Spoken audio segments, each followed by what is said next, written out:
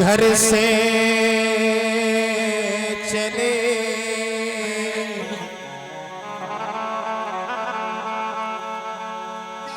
भाइयों अवध में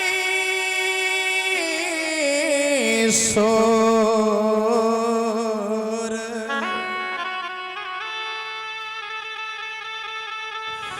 जीव जंतु रोने लगे,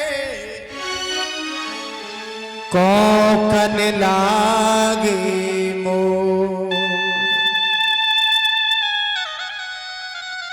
तीनों प्राणी राजधानी मैया को परीक्षित जी छोड़ करके चले तो पक्षियों के भी आंखों में आंसू भरे आए।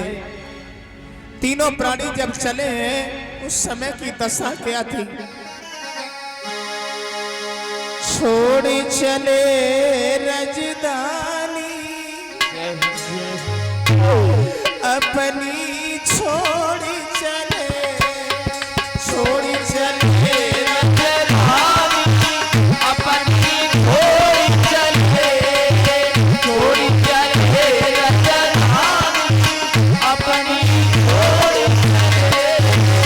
भैया। तीनों प्राणी जा रहे हैं, अरे छोड़ चले अपनी, छोड़ चले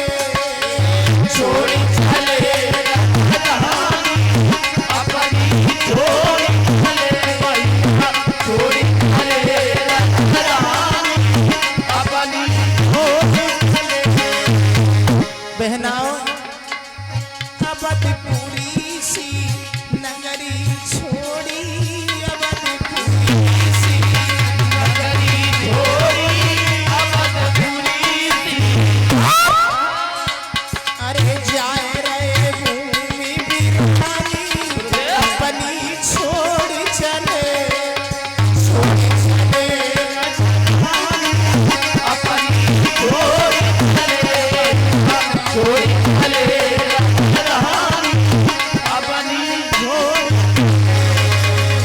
देखिए वक्त बदलने में देरी नहीं लगती भक्तों। कहाँ एक राजा थे, उनके पैर में चप्पल भी नसीब नहीं है। हरीश चंदन सतुनाए छोड़ो, हरीश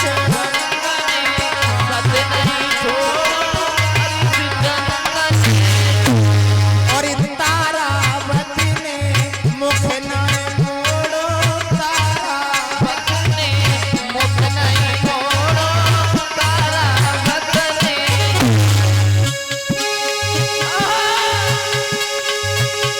अरे तेज शब्द की मारी अपने छोड़ चला, छोड़ चला।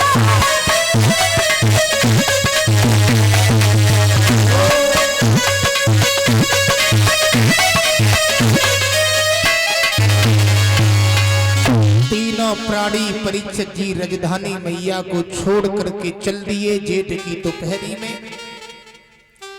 कहा फूलों की सैया पर लेटने वाली माताओं वो रानी तारा, कहा गोद से नीचे ना उतरने वाले वो रोहितास। आज हरिश्चंद्र महाराज तारा रोहितास को लेकर के राजधानी को छोड़ करके परीक्षित जी जा रहे हैं।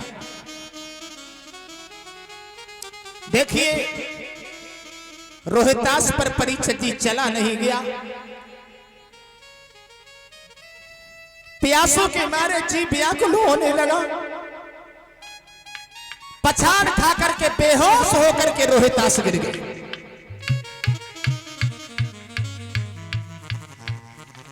तारा ने आवाज लगाई है, स्वामी जी मेरा लड़का प्यास के मारे बेहोश हो गया, लगता है मेरा पुत्र मरा जा रहा है पानी के मारे। विश्वामित्र भागते हुए आए, क्या ये मर गया? क्यों मर जाएगा तो तेरा तो कुछ भी नहीं बिगड़ेगा, हमारा कर्ज कौन अदा करेगा? मुंह की ओर क्या देख रही हो? तारा बोली, महात्मा जी कहो मेरा लड़का प्यासों के मारे मरा जा रहा है। विश्वामित्र बोले, ले कमंडल पिला दे पानी। और जो परीक्षित जी विश्वामित्र ने हाथ बढ़ाया कमंडल देने को, वैसे ही हरिश्चंद्र ने आवाज लगाई, तारा इस महात्मा के हाथ का पानी नहीं पीना। धर्म के पीछे राज्य चला गया, धर्म के पीछे हम तीनों प्राणी भिखारी बन गए। लेकिन तारा, एक बात और सुन लेना मेरी तारा,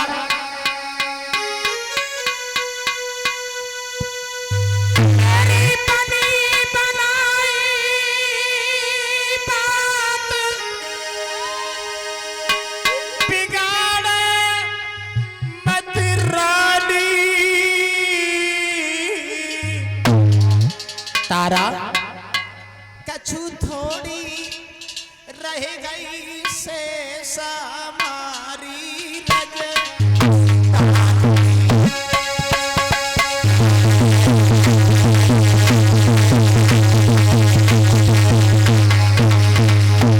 तारा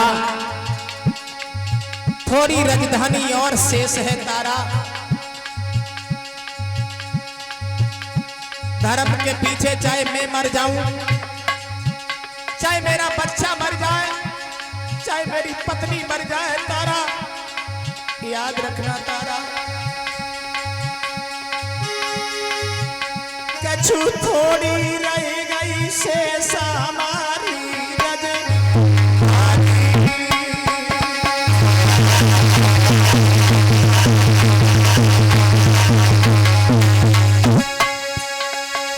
तारा जो हम खावी जगा जमीन तो सर पाप चढ़ी है मन माना। धर्म की ओयानी कछु थोड़ी रही शेष हमारी रज।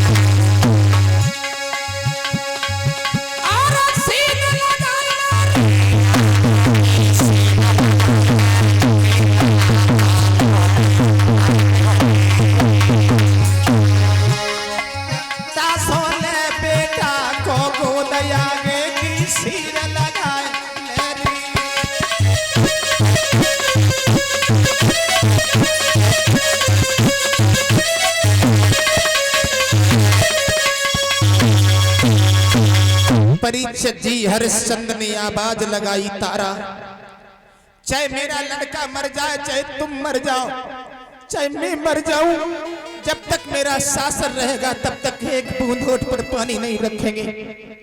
परीक्षित जी रोहिदास ने आंखें खोल दी। मैया तारा ने रोहिदास को गोदी में उठा लिया। बहनाओ, विश्वामित्र तीनों प्राणियों को लेकर के काशी के भरे बीच बाजार में परीक्षित जी खड़ा कर देते हैं।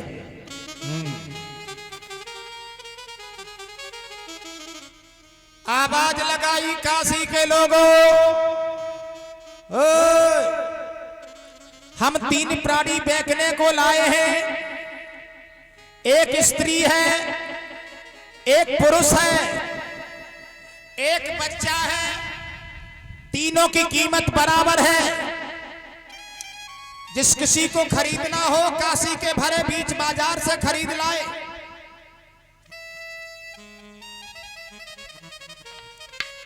परीक्षित जी जैसे ही कान में आवाज पड़ी काशी के लोगों के, काशी के भरे बीच बाजार में तीन प्राणी बिकने को आए।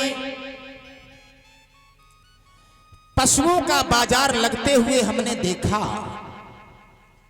लेकिन इंसान बिकते हुए हमने कभी नहीं देखे। बहनाओं, जिसे खरीदना था वो भी भागे और नहीं खरीदना था तो परीक्षित जी वो भी भाग पड़े। मेला सा लग गया, घेरा लगा लिया गया। हरिश्चंद्र, रोहितास और परीक्षित जी तारा, तीनों प्राणी बीच में बिकने के लिए खड़े हैं। माताओं, हरिश्चंद्र ने अपने पत्नी तारा के सामने हाथ जोड़े, आंखों में आंसू लेकर के रो करके एक शब्द कहा, तारा। इंसान के ऊपर कितनी भी आपत्ति आ जाए लेकिन कभी अपनी पत्नी और पुत्र को नहीं बेचता। आज मैं इतना भागा हूं जो भरे बीच बाजार में तुम्हें बेचने के लिए हम खड़ा किए। हर पिता अपने बच्चे को जन्म देता है, जन्म देकर के आशीर्वाद देता है, मेरा पुत्र सयाना हो जाएगा। लेकिन आज तारा, मैं अपने नन्हे से बालक को एक दूसरे के हाथ बेचने के लिए जा रहे हैं। तारा, हर इंसान अपनी पत्नी को मर्यादा में रखता है, पर्दे में रखता है, लेकिन